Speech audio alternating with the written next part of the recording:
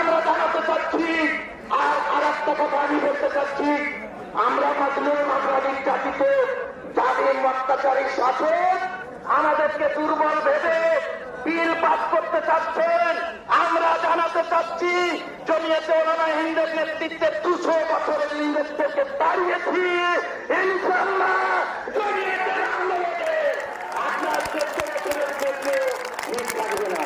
তাই এই যে প্রস্তাব আনা হয়েছে বিশ্বনবী মুহাম্মদ রাসূলুল্লাহ সাল্লাল্লাহু আলাইহি ওয়াসাল্লামের অবমাননা সম্পর্কে, এই প্রস্তাব আমরা সমর্থন করছি। সকলে হাত তুলে জানাবো সমর্থন করছি।